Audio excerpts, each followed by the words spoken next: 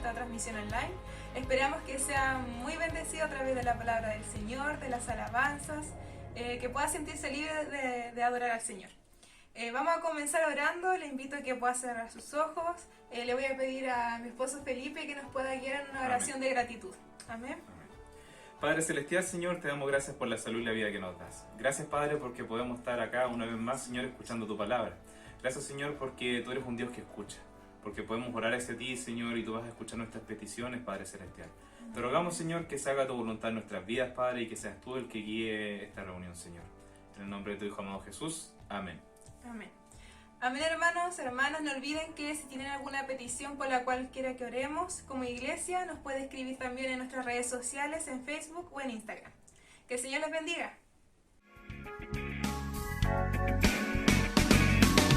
Tu sangre me redimió para darme la luz y la paz. Tu vida se derramó, por mi maldad se entregó. Tu amor incondicional me abrazó con dolor y pasión. Mi vida te ofreceré, mi canto levantaré.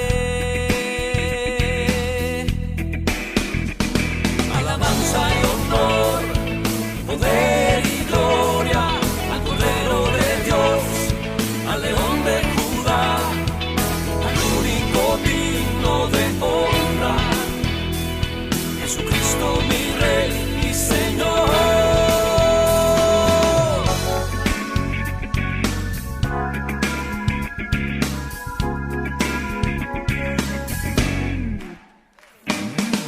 Tu sangre me redimió para darme la luz y la paz. Tu vida se derramó, por mi maldad se entregó. Tu amor incondicional me abrazó con dolor y pasión. Mi vida te ofreceré, mi canto levantaré. Alabanza y honor, poder y gloria al Cordero de Dios, al León de Judá, al único digno de honra, Jesucristo mi Rey y Señor. Alabanza y honor, poder y gloria al Cordero de Dios, al León de Judá, al único digno de honra, Jesucristo mi Rey y Señor. Anciano de días te quiero exaltar, postrado te quiero adorar.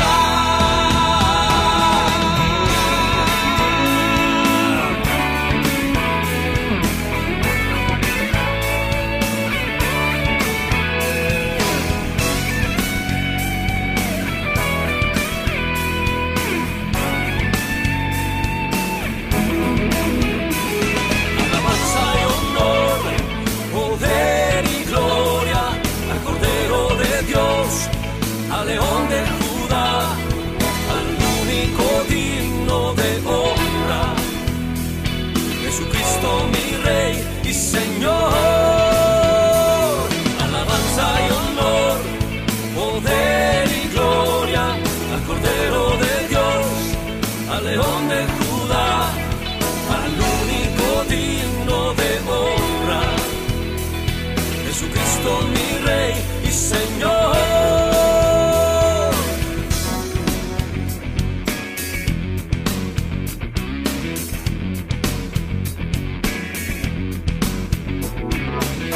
Te daré alabanza y honor, te daré alabanza y honor, te daré alabanza y honor, te daré alabanza y honor, te daré alabanza y honor.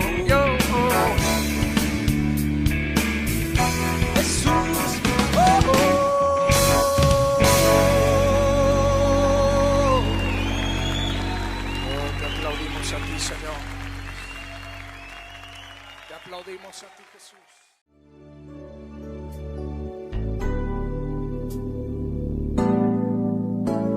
De gloria en gloria te veo.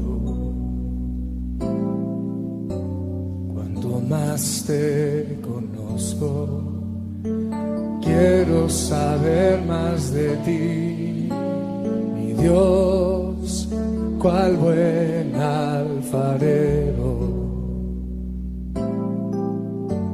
Quebrántame, transfórmame, moldéame a tu imagen, Señor. Quiero ser más como tú, Señor. Quiero ser más como tú, ver la vida como tú, saturarme de tu espíritu y reflejar al mundo tu amor. Quiero ser más como tú, ver la vida como tú, saturarme de tu espíritu y reflejar al mundo tu amor.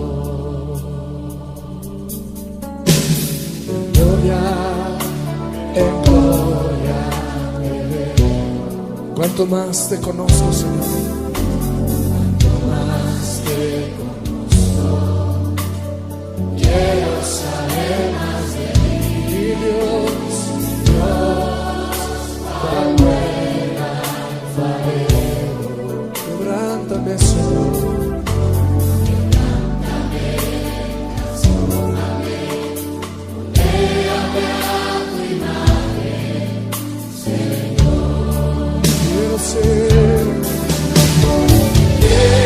Quiero ser más como tú, ver la vida como tú, saturarme de tu espíritu, reflejar al mundo tu amor.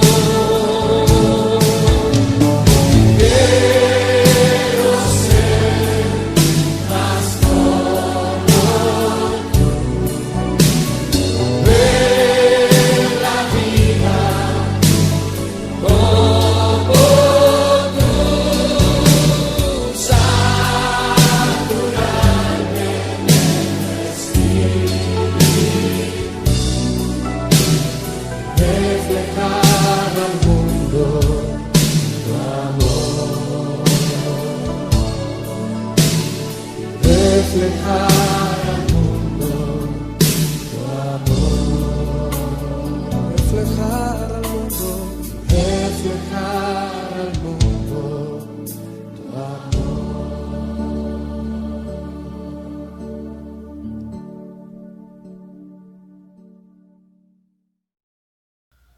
Queridos hermanos, les saludo en el nombre del Señor. Damos gracias al Señor porque nos permite una vez más poder saber que el Señor ha estado con cada uno de nosotros, que el Señor ha sido fiel con su iglesia, en particular con cada uno de nosotros que somos parte de la iglesia. Saber que podemos tener una comunión aun que estemos distanciados, podemos orar los unos por los otros para que cada uno podamos ser fortalecidos, renovados en la fe. Podamos también escudriñar la palabra del Señor, la que nos da la fuerza, nos da la seguridad, la certeza de que realmente el Señor es un Dios que tiene misericordia cada día de nosotros y que nos comprende en muchas áreas de nuestra vida. Y es por eso que en esta mañana tenemos gozo, alegría, aunque sabemos que hay algunos hermanos, hermanas que están pasando dificultades, enfermedades, pero creemos que el Señor restaurará la salud y volverá a traer la paz en la vida de nuestros hermanos y a la iglesia. Que en esta mañana podamos también disfrutar de su palabra, saber que esta palabra que el Señor ha dejado establecida es para la iglesia, es para nosotros, y que nuestro deber es poder conocerla, es poder escudriñarla, es poder aprender de ella, saber lo que el Señor dejó establecido en su palabra. Y vamos a ir en esta mañana al Evangelio de Mateo, capítulo 16, versículo 13 al 20, y le vamos a dar lectura en el nombre del Señor, y dice lo siguiente: Viniendo Jesús a la región de Cesarea de Filipo, preguntó a sus discípulos, diciendo: ¿Quién dicen los hombres que es el Hijo del Hombre? Ellos dijeron, unos Juan el Bautista, otros Elías, otros Jeremías o alguno de los profetas. Y él les dijo: ¿Y vosotros? ¿Quién decís que soy yo? Respondiendo Simón Pedro dijo: Tú eres el Cristo, el Hijo del Dios viviente. Entonces le respondió Jesús: Bienaventurado eres, Simón, hijo de Jonás, porque no te lo reveló carne ni sangre, sino mi Padre que está en los cielos. Y yo también te digo que tú eres Pedro, y sobre esta roca edificaré mi iglesia, y las puertas del Hades no prevalecerán contra ellas. Y a ti te daré la llave del reino de los cielos, y todo lo que atares en la tierra será atado en los cielos, y todo lo que desatares en la tierra será desatado en los cielos. Entonces mandó a sus discípulos que a nadie dijesen que era Jesús el Cristo. Amén. Esta palabra entonces nos dice que Jesús le hace una pregunta a los discípulos, preguntándoles qué pensaba la gente del pueblo, quién era él. Y dice, Jesús comienza preguntándoles qué pensaba la gente acerca de él. Y le dice, ¿y quién dicen los hombres que es el Hijo del Hombre? Se llamaba así mismo el Hijo del Hombre, es decir, el Mesías prometido, como se ve ya desde Daniel 7, 13, 14. Pues un título glorioso, aunque connotaba también el hecho de la encarnación.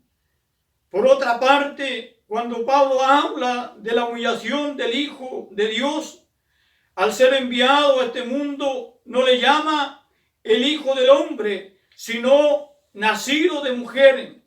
Gálatas 4:4.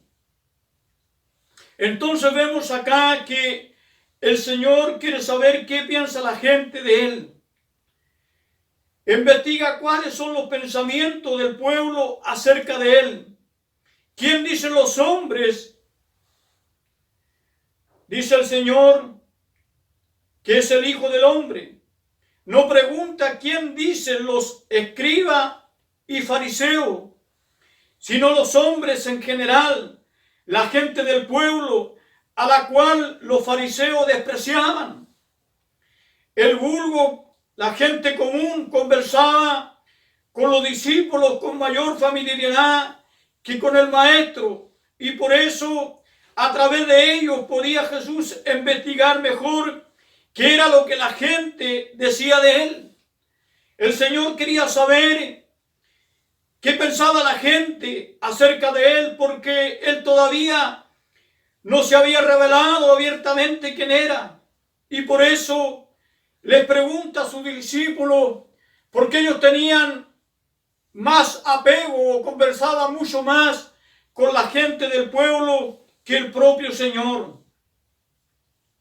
Cristo aún dice no había sido declarado pálidamente quién era, sino que había dejado que la gente sacase las conclusiones pertinentes de las obras que él hacía. Juan 10, 24, 25. A esta pregunta los discípulos responden, uno que Juan el Bautista, así también pensaba Herodes, otro que Elías, al interpretar sin duda de esta manera la profecía de Malaquías 4:5. He aquí que yo os enviaré, dice en Malaquías 4:5, el profeta Elías antes que venga el día grande y terrible de Jehová. Por eso ellos tenían este pensamiento, este conocimiento que sería Elías, y otros que Jeremías o algunos de los profetas. Esto demuestra qué idea tan alta tenían de los profetas el pueblo común de aquel entonces, antes que admitir que la persona que llevaba a cabo tan extraordinarias obras fuese Jesús de Nazaret. Para ellos no creían abiertamente que fuera Jesús de Nazaret el que tenía esta extraordinaria, o era el gran, o era el Señor mismo que se estaba manifestando allí. No creían que uno de su propia nacionalidad podía ser el Mesías. Preferían decir, no es el Mesías, sino alguno de los profetas. Eso daba a entender entonces que no reconocían abiertamente quién era Jesús. Y si nosotros hoy nos hacemos esta pregunta, ¿qué diría usted? ¿Quién es Jesús? ¿O qué es Jesús para usted en este tiempo? Podríamos decir abiertamente que Él es el Señor mismo, el Dios mismo que se manifestó y que vino a esta tierra y que entregó su vida en la cruz del Calvario para podernos salvar a nosotros que estábamos perdidos, que estábamos sin Dios, sin salvación, sin ninguna oportunidad de poder reconciliarnos con el Padre. Jesús se dirige ahora enfáticamente a ellos y les dice, ¿y vosotros? ¿Quién decís que soy yo? Qué importante pregunta el Señor le hace a sus discípulos ahora. ¿Y vosotros? ¿Quién decís que soy yo? ¿Tenéis el mismo pensamiento del pueblo? ¿O ustedes que han caminado conmigo me conocen y pueden tener una respuesta diferente? Dice que ellos tenían de Jesús mejor información que la gente del pueblo. Lo que nosotros, lo que usted debe tener como hijo de Dios, mejor información de la gente del pueblo, del mundo, tiene de Jesús. Nosotros como iglesia, por eso es tan importante que podamos escudriñar las Escrituras para saber, o si alguien nos pregunta, ¿y quién es Jesús para yo creer en Él? Tenemos que tener una respuesta de acuerdo a la palabra de Dios. Dice que ellos tenían una mejor información que la gente del pueblo por su continua convivencia con Jesús. Dice quienes saben de Cristo más que el común de la gente deberían ser consecuentes con ese conocimiento y estar mejor dispuestos para dar de Jesús un testimonio convincente. Nosotros tenemos que estar mucho más informados porque tenemos la palabra de Dios establecida en una Biblia. Y esta palabra no es para que esté guardada, no es para que esté llena de polvo, esté guardada en un cajón allí, sino que es para escudriñarla y para poder tener el conocimiento pleno de quién es Jesús para nosotros. Los discípulos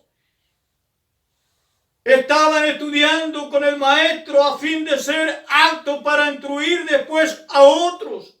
De la misma manera que nosotros como hijos de Dios debemos informarlo para poder instruir después a otros a quien demande de nuestra fe. Y por eso era necesario que ellos mismos tuviesen un conocimiento correcto de la verdad fundamental del cristianismo. Debemos tener nosotros un conocimiento correcto de la verdad fundamental del cristianismo que confesamos. Pero por eso es conveniente que cada uno de nosotros se haga a sí mismo y con frecuencia la misma pregunta: ¿quién digo yo que es Jesús? Esa pregunta tómela usted allí donde está hoy, en su casa, y diga: ¿quién digo yo que es Jesús? ¿Y cómo lo confirmo con mi conducta? ¿Cómo confirmo lo que yo digo que es Jesús con mi conducta? El estado espiritual de una persona depende de sus convicciones acerca de la persona y de la obra de nuestro Señor Jesucristo. El estado espiritual de cada uno de nosotros, de una persona creyente, como decimos que somos nosotros, hijos de Dios, dependerá o depende de sus convicciones acerca de la persona y de la obra de nuestro Señor Jesucristo, de la obra redentora que llevó a cabo en la cruz del Calvario, para que hoy nosotros nos llamemos hijos de Dios. Pedro responde en nombre de los demás. Pedro toma la palabra por su temperamento impulsivo. Él se adelanta a declarar y a decir quién era el Hijo de Dios o quién era el Hijo del Hombre, como él les hizo la pregunta: ¿qué pensaba el pueblo? La respuesta de Pedro es corta, pero es completa, verdadera y oportuna. Pedro le dice: tú eres el Cristo, el Hijo del Dios viviente. Pedro responde sabiamente y le dice: tú eres el Cristo, el Hijo del Dios viviente. Pero esto no le viene a Pedro por su capacidad o por su estudio, sino que porque el Padre se lo revela. Eso es la bendición que tenemos nosotros para descubrir las Escrituras. El Espíritu Santo, si nosotros indagamos, oramos, nos va a ir revelando aquellas cosas que no entendemos. Esta es la correcta conclusión de las que las palabras y las obras de Cristo conducían a la gente que le llamaba profeta. Pero los discípulos lo reconocen como el Cristo, el Mesías o el ungido de Dios. Eso es lo que es la respuesta correcta que debemos tener nosotros de lo que es Jesús en nuestra vida. Ya era gran cosa reconocer una dignidad tan grande de una persona cuyas apariencias externas eran tan contrarias a la idea que la gente tenía del Mesías. Él mismo se llama ahora el Hijo del Hombre, pero Pedro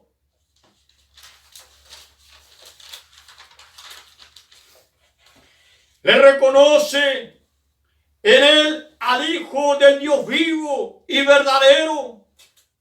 Confesémosles también nosotros de la misma manera. Nosotros debemos confesarle de la misma manera: el Hijo del Dios vivo, el Hijo de Dios vivo y verdadero, es el Mesías, el Señor que vino un día a transformar nuestras vidas. Confesémosle también nosotros de la misma manera para compartir la misma bienaventuranza de Pedro. Observemos que Cristo aprueba la respuesta de Pedro.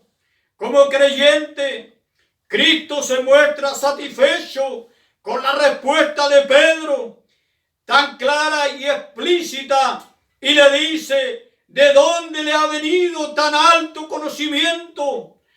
Era sin duda la primera vez que una confesión semejante tenía un acepto tan claramente trinitario.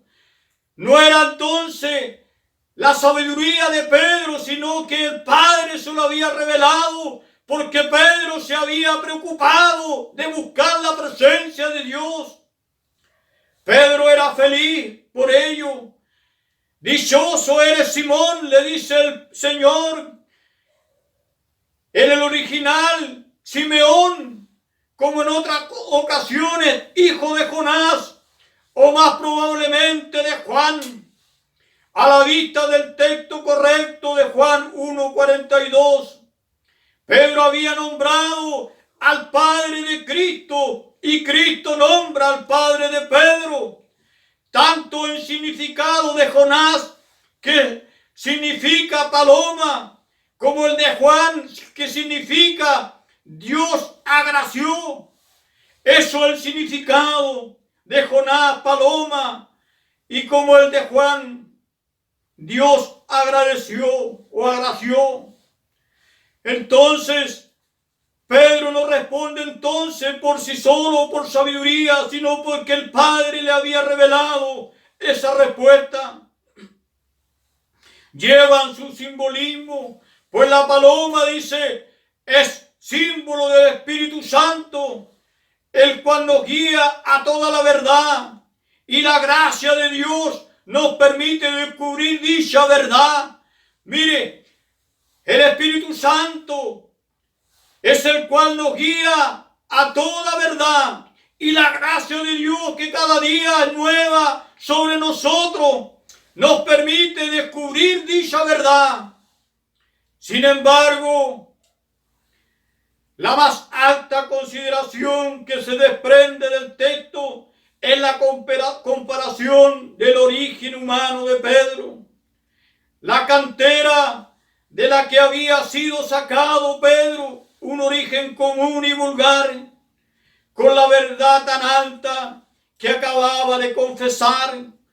Nosotros que hemos sido sacados del mundo, como Pedro, podemos decir hoy que conocemos en parte lo que antes no conocíamos del Señor, y que hoy nos mantiene vivo la esperanza y la fe, porque hemos creído en aquel que es Señor sobre todas las cosas.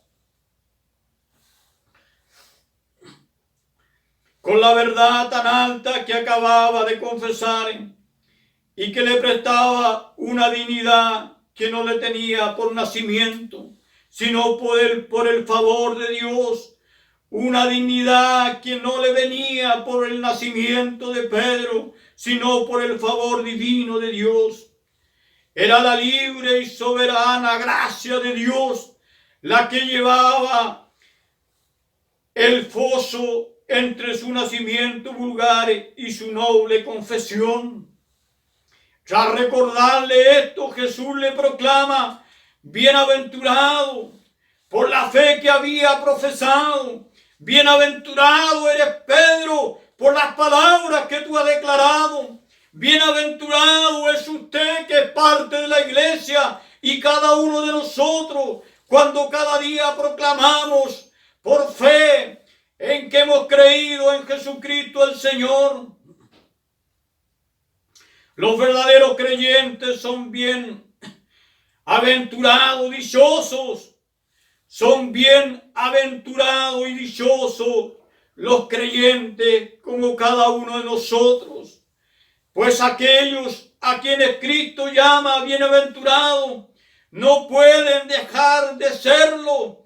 Tenemos que tomarnos esta bendición. Somos bienaventurados porque el Señor vino y rescató nuestras vidas. Hoy somos parte de ese pueblo, somos parte de la iglesia. Feliz de veras el que tiene de Cristo un conocimiento correcto. Feliz de verdad es el que tiene un conocimiento de Cristo correcto. Dios queda glorificado con ello. Con la confesión de Pedro, Dios queda glorificado con ello, porque no lo reveló carne ni sangre. Esta luz no podía provenir del nacimiento ni de la educación de Pedro. Vino porque el Padre solo reveló, sino del Padre Celestial que le reveló a Pedro esta respuesta. La fe salvífica es un don de Dios. La fe que nos ha salvado a cada uno de nosotros es un don de Dios que Él determinó en un momento rescatarlo de una mala manera de vivir. Efesios 2:8.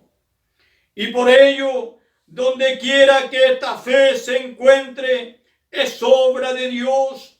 Y por ello, donde quiere que esta fe se encuentre, es obra de Dios. Donde quiere que estemos nosotros y que tengamos esta fe firme, es obra de Dios, no es de nosotros.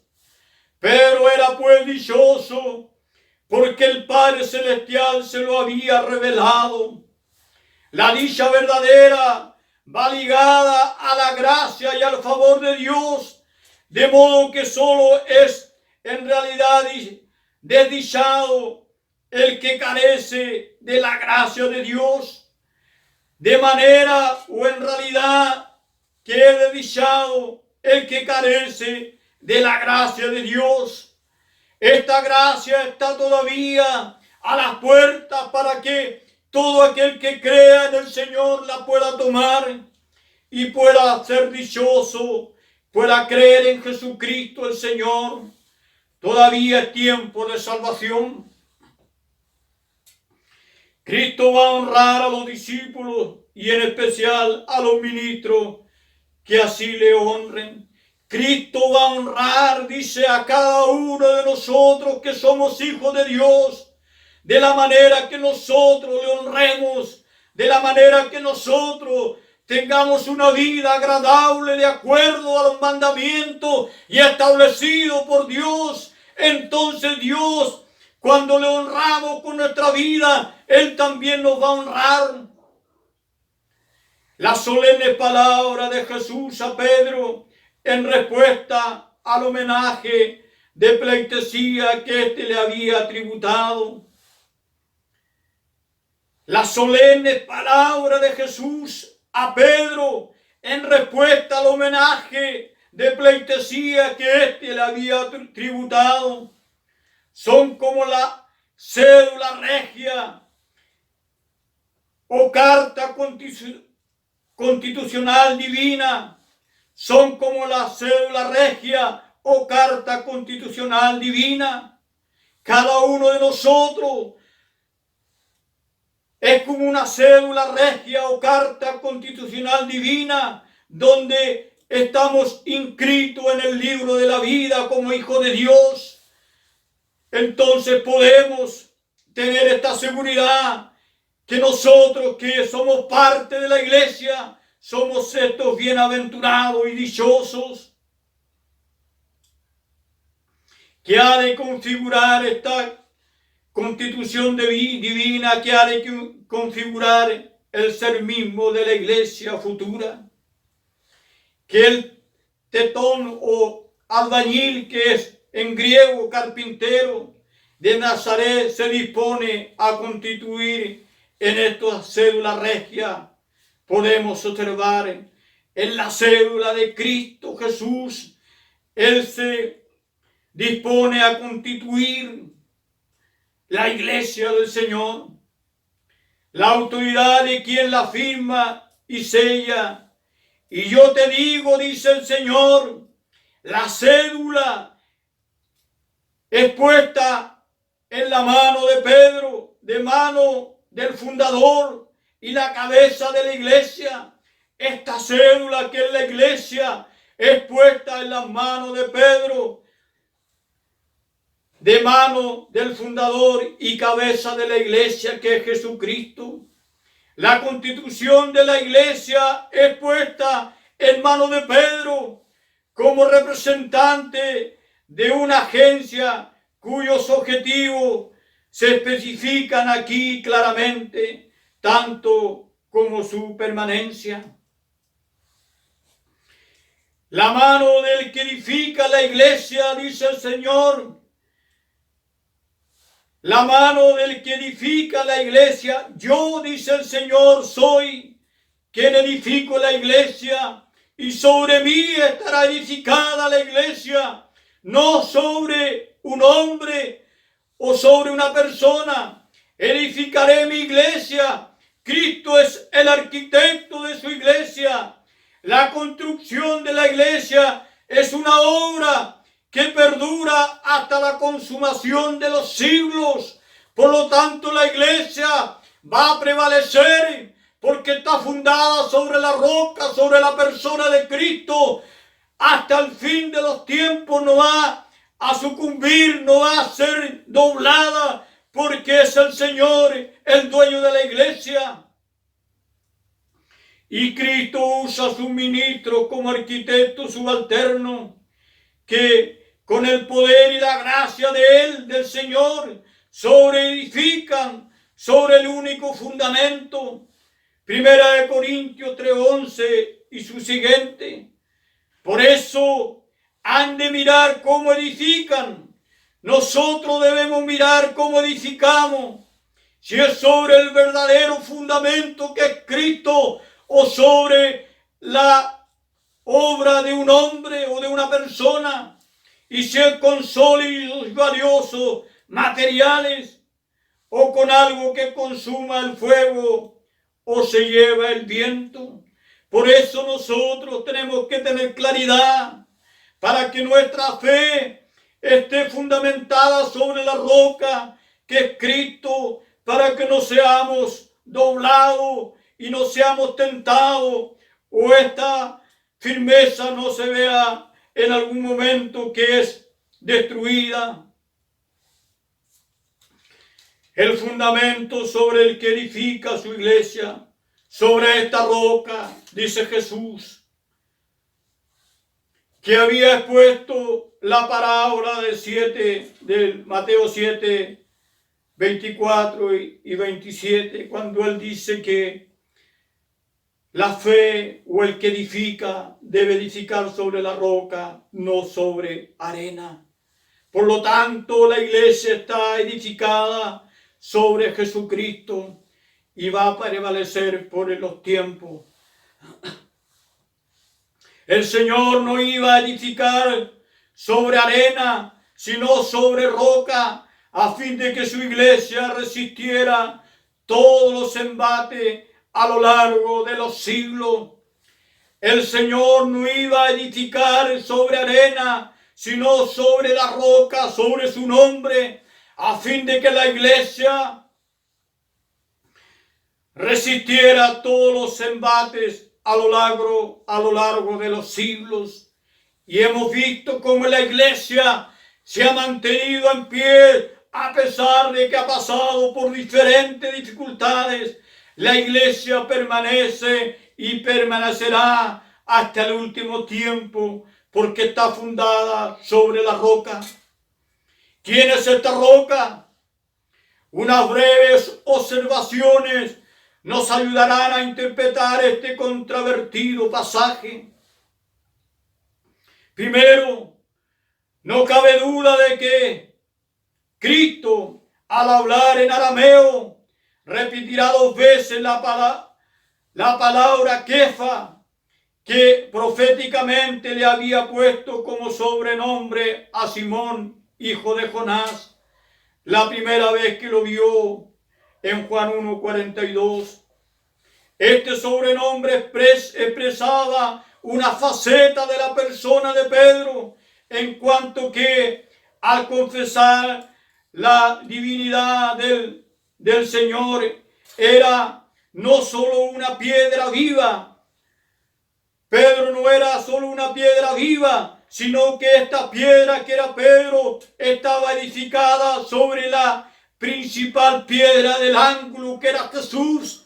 Por lo tanto, entonces la iglesia no estaba edificada sobre Pedro, sino sobre la principal piedra del ángulo que era Jesucristo. Efesios 2:20 y Apocalipsis y Primera de Pedro 2:6. Sino la roca confesante, sobre este Kefa, el primero, y sobre los demás apóstoles, también quedaría cimentada la iglesia de Cristo. Pero nótese que Cristo no dice, y sobre ti, Pedro, edificaré mi iglesia. El Señor no le dice a Pedro, Pedro, sobre ti edificaré mi iglesia, sino sobre lo que tú has dicho, lo que tú has confesado. Tú eres el Hijo del Dios viviente. Sobre esas palabras, sobre ese nombre, está edificada la iglesia del Señor. Y por eso tenemos que tener la firmeza y la seguridad que la iglesia no va a ser derrotada, no va a ser quebrantada, porque está edificada sobre Cristo. Cristo no le dice, y sobre ti edificaré mi iglesia, porque no era sobre su persona, sino sobre la confesión que Pedro acababa de hacer, sobre esas palabras que Pedro confesó al reconocer que el Señor era el Hijo del Dios viviente. Allí el Señor dice, sobre esa palabra, Pedro, que tú has dicho, edificaré la iglesia. Sobre lo que la iglesia sería edificada, esto es evidente, por lo que dice Cristo 5 versículos antes, o 5 versículos después, ya que llama a Pedro Satanás. Si estuviera edificada la iglesia sobre Pedro, entonces Pedro no sería allí, no diría palabra que el enemigo solamente podría decir. Y por eso el Señor le dice Satanás, cuando en vez de hablar según Dios, hablaba según los hombres, con el mismo método de Satanás, cuando éste trató de impedir que Cristo siguiese el plan que le había trazado el Padre allí en el desierto. La iglesia entonces tiene esta autoridad, dice el Señor, y daré autoridad a la iglesia, dice, para atar en la tierra, y todo lo que atase será atado en los cielos, y todo lo que desatare en la tierra será desatado en los cielos. Mire la importancia que tiene la iglesia, cada uno de nosotros que componemos este cuerpo que es la iglesia.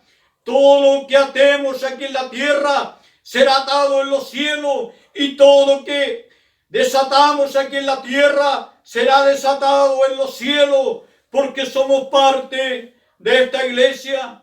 Qué bendición entonces para nosotros ser parte de la iglesia. Cómo no debemos agradecer al Señor, que un día nos miró con misericordia y nos rescató, no porque habían méritos en nosotros, porque muchas personas piensan que tienen méritos de más para ser redimidos, y esto los lleva a tener orgullo en sus corazones y creen que por lo que ellos son salvos. Sin embargo, la salvación, dice el Señor, que es por gracia, para que ninguno de nosotros se enaltezca.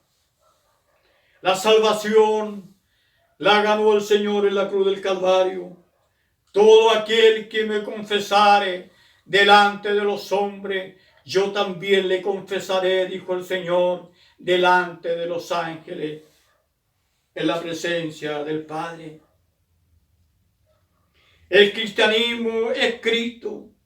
Si Cristo no es el Hijo de Dios, el cristianismo sería entonces un puro engaño. El cristianismo es Cristo. Cuando nosotros nos decimos que somos cristianos, es porque estamos viviendo según los pensamientos de Dios. Si Cristo no es el Hijo de Dios, entonces el cristianismo sería un engaño. Y si se quita esta piedra, todo el edificio se viene abajo.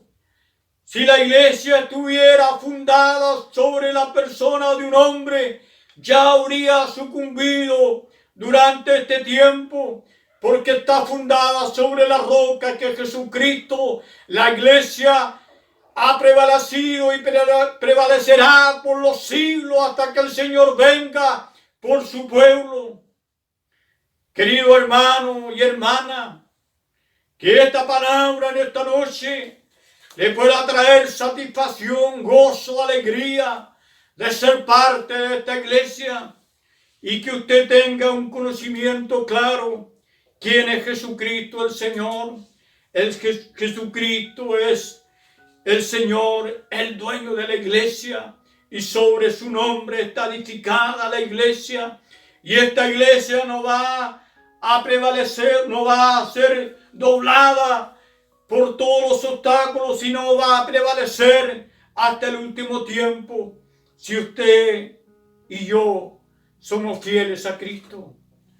Que en esta noche tenga paz, tenga tranquilidad frente a todas las circunstancias o temores que puedan estar rodeando nuestra vida. Tenemos que tener la seguridad. El Espíritu Santo está en nuestro medio. Él está allí para guiarnos, para conducirnos, para guiarnos a la verdad, para redarguirnos y también para alentarnos, para darnos la fuerza, la vitalidad. Debemos darle gracias al Señor por ser parte de esta iglesia que Él ganó en la cruz del Calvario, para que todos nosotros y todos los que quieran aceptar y reconocer que Jesús es el Señor de la iglesia puedan obtener esta salvación. Vamos a orar por la iglesia, por cada uno de nuestros hermanos, para que cada uno de nosotros seamos bendecidos. Si usted tiene alguna preocupación, si usted tiene algún problema, alguna enfermedad, sepa que el Señor está allí para bendecirnos. Hemos estado orando por nuestra hermana Patricia Valdés. Hemos estado pidiéndole al Señor que pronto salga de su estado y pueda volver a su casa. Que el Señor dé paz a nuestro hermano Francisco, a sus hijos y a cada uno de nosotros que somos parte de la iglesia, a sus hermanos. Vamos a orar en esta hora. Creemos que el Señor tiene respuesta a nuestra oración. Amado Dios y Padre Todopoderoso, te alabamos, Señor, te bendecimos en este día. Te damos gracias, amado Dios, porque tú, Señor, eres nuestro Dios, por el que al escudriñar las Escrituras podemos tener claro entonces quién eres tú, Señor, y sobre quién está fundada la iglesia, nuestra vida está fundada sobre la roca que eres tú. Por lo tanto, estamos bien edificados, bien, Señor, fundamentados. Tenemos la certeza, Señor, de que tu palabra dice que la iglesia va a prevalecer por los tiempos, aún en medio de las dificultades, aún en medio de los problemas, aún en medio de los tormentos. La iglesia está allí y va a prevalecer porque tú eres el Señor de ella. Rogamos en esta mañana que tu bendición descienda sobre cada familia, sobre cada matrimonio, que sean bendecidos, que sean renovados, que haya paz, que haya entendimiento, seguridad, que tú te puedas glorificar allí en la vida de mi hermana Patricia. Señor mío, en el nombre de Jesús, declaramos en esta mañana sanidad, reprendemos toda esa enfermedad y que tú te puedas glorificar en cada uno también de todos los matrimonios que puedan estar enfermos. Oramos por nuestros hermanos adultos mayores, que sean bendecidos, que tengan salud, que tengan paz, que tengan tranquilidad, que sus familiares, Señor, también les puedan ayudar, puedan ser fortalecidos, puedan ser renovados para estar cada día ayudando a nuestros hermanos que necesitan la ayuda de sus familiares. Bendecimos a todos los niños en esta mañana, que sean protegidos, guardados de enfermedades, de accidentes, de violencia, de personas ajenas, Señor, que puedan dañar la vida de estos pequeños. Oramos también por los jóvenes en esta mañana, por cada uno de ellos. Señor, que tú les bendigas, que tú puedas traer respuesta a aquellos que están pasando a lo mejor problemas, dificultades, preocupaciones. Señor, glorifícate allí en esta hora. En el nombre de Jesús, declaramos bendición para los jóvenes. Declaramos bendición, Señor mío, para todos los pastores en esta mañana, que sean bendecidos, que sean renovados. Señor, cada día puedan tener claridad, puedan tener la seguridad y la certeza para guiar la iglesia de la mejor forma posible, Señor mío. Bendice sus vidas, sus familias. Llénalos de tu presencia. Renuévales cada día, dale salud, dale paz, Señor. También oramos por nuestras autoridades, por la autoridad principal, por el señor presidente, Señor, por los legisladores, por los intendentes, por los alcaldes.